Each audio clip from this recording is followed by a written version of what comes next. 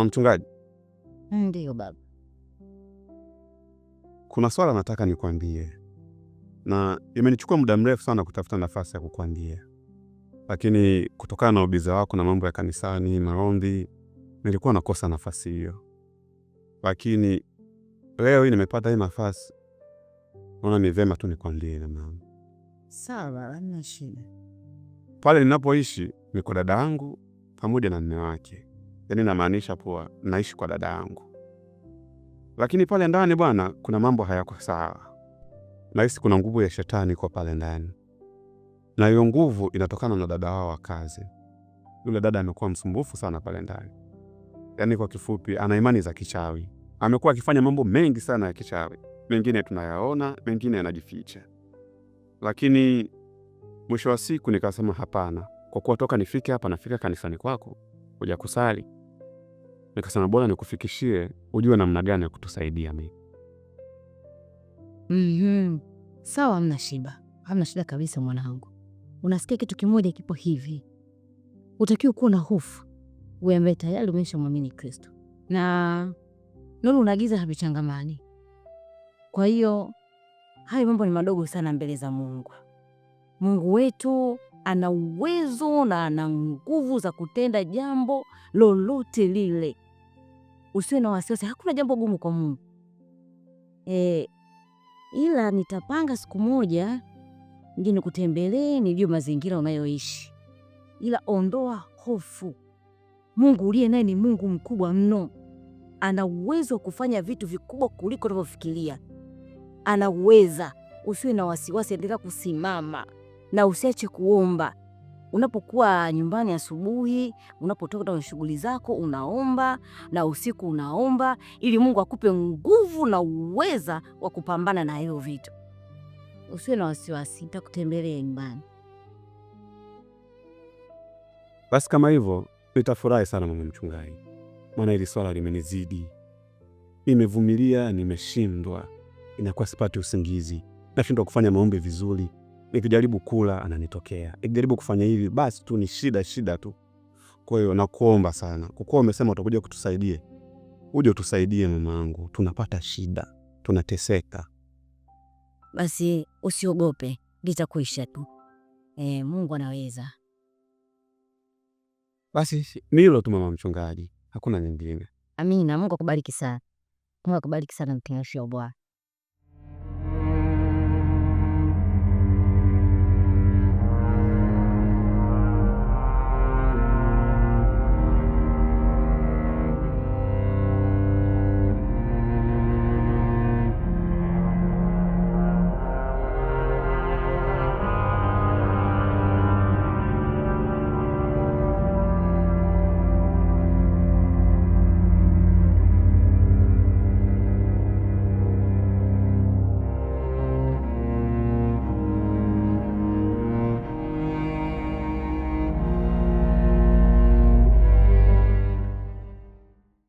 Na yule binti ukiachana na jambo tu la kuwa muuaji, pia anajihusisha na mambo ya kishiriki. Mimi binafsi siamini sana katika masuala ya kishirikina, na hasa kwa Juli, kwa sababu nimeishi naye mimi pale nyumbani kwa kipindi hiki kifupi ambacho nilikuwa nikikaa naye pale. Sijawahi kuona hata siku moja akifanya masuala ya kishirikina au uchawi wa aina yoyote nilipo kwao. Sasa unavyoniambia hivi kidogo na napata ukakasi kuamini. Isije kaa watu wanamsingizia ndugu yangu. Wewe kiongozi, kama uamini, fanya hicho unachokamili. Iba voda wako si kuchukua kioo, utakuja kuniambia utakachokiona. Basi sawa. Mimi nikushukuru sana kwa voda yako. Lakini pia nipo tayari muda wowote ule kuonesha ushirikiano. Kwa sababu inaonekana kuna dhamira nzuri ipo katikati yangu mimi na wewe.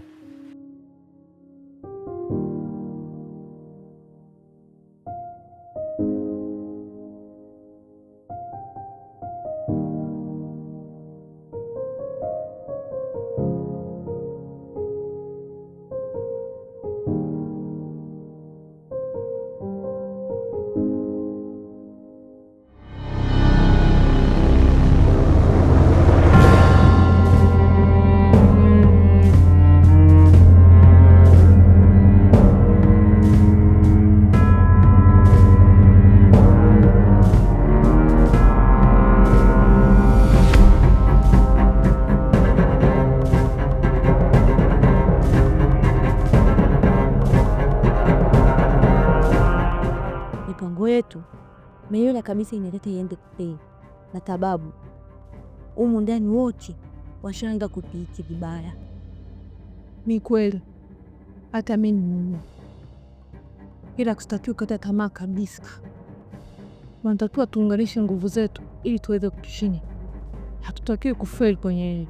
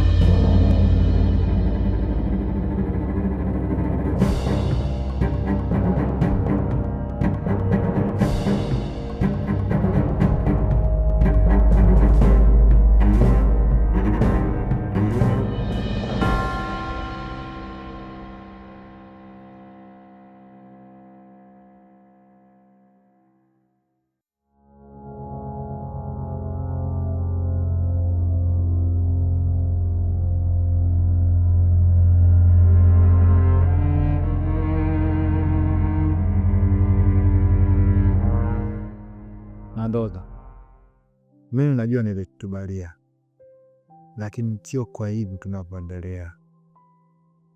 Nilikwambia baki mahusiano wetu wale ya asili, lakini sio kwamba tunakaibi kunajiachia.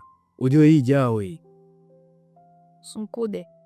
Bimbo nipo tayari tafututoa hapa. Nipo tayari uondoke hapa nilokule biashara ifanye.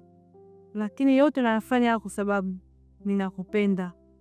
Ndio kijana leo kwa mzuri, handsome boy. Wewe unapenda kazi ya ulinzi kweli? Naomba nielewe mama wangu. Usipe muda upane mkuu. Ni kwamba hapa sasa hivi ni muda tu wa wewe kuamua kuiachia hii kazi ya kudharaulika, mkuto kuheshimika. Nikaja kwangu nikakuheshimisha. Kimeelewa? Elewa hilo. Alafu kaa ujiulize ni kwa nini mimi nakaa nakwambia habari za hizi.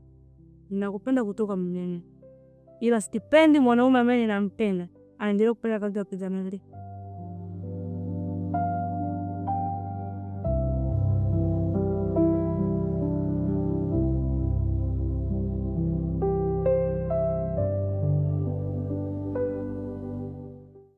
Sasa mke wangu, mimi nimeshakuelewa. Hilo halina shida.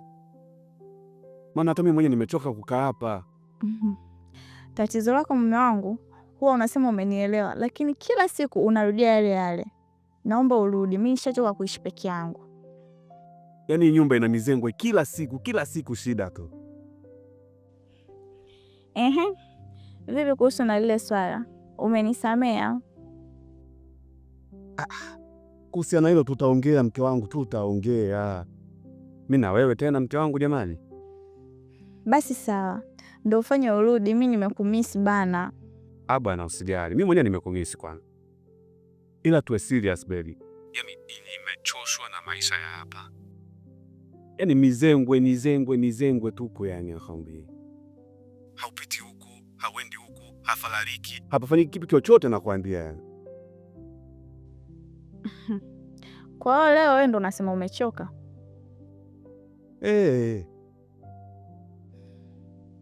Kwa hiyo utarudi lini? Hebu tuambizane ukweli basi. Nafikiri baada ya siku 2 tu mimi nitaweka vitu vyangu sawa na kuja mtaani. Basi fanya urudi bana, nitanuna ujue. Na mama watoto fanya hivyo bwana. Aya sawa basi mume wangu, nakupenda. Nakupenda pia. Aya poa basi baadaye. Sawa.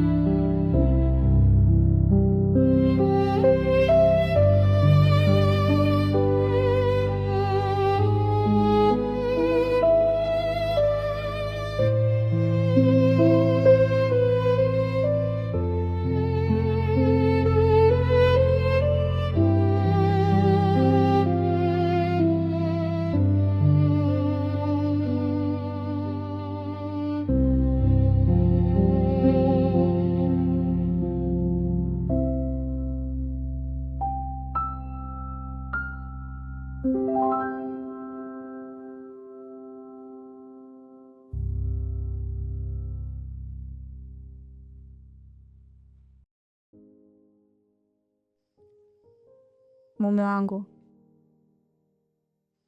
nini kilitokea baada ya kukutana na mtumishi?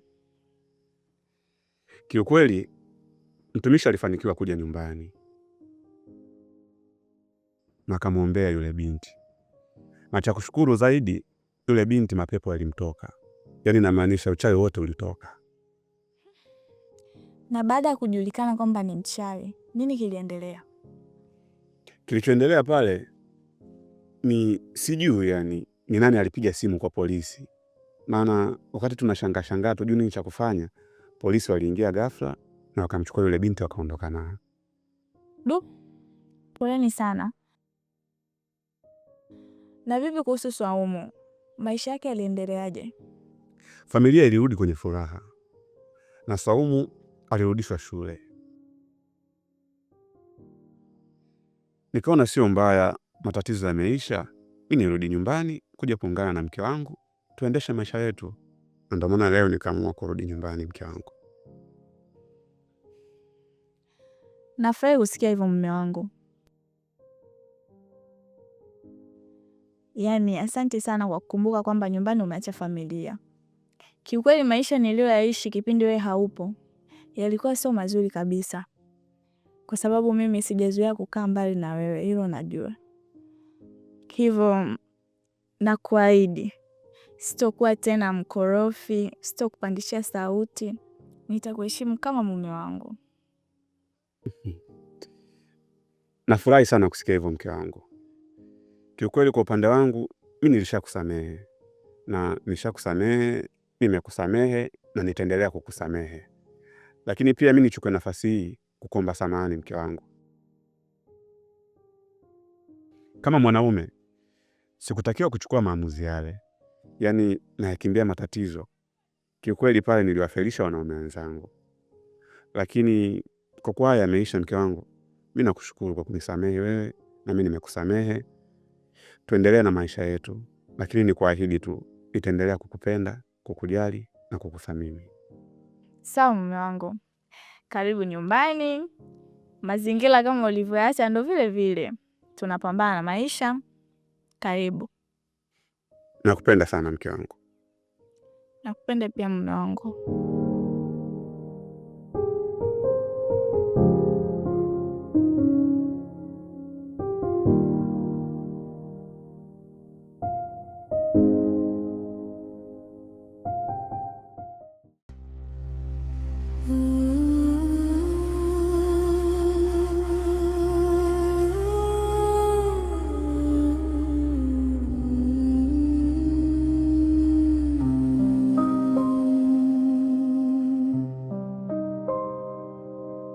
Usiku ukishuka, kimya kinazungumza, hatua za pole gizani zinatembea, mlango unalia kama una siri, kuna macho yanatazama bila kuonekana, ukigeuka nyuma hakuna mtu, lakini pumzi ipo karibu sana. Ukijaribu kukimbia gizani, kivuli kinakuja tena, kivuli cha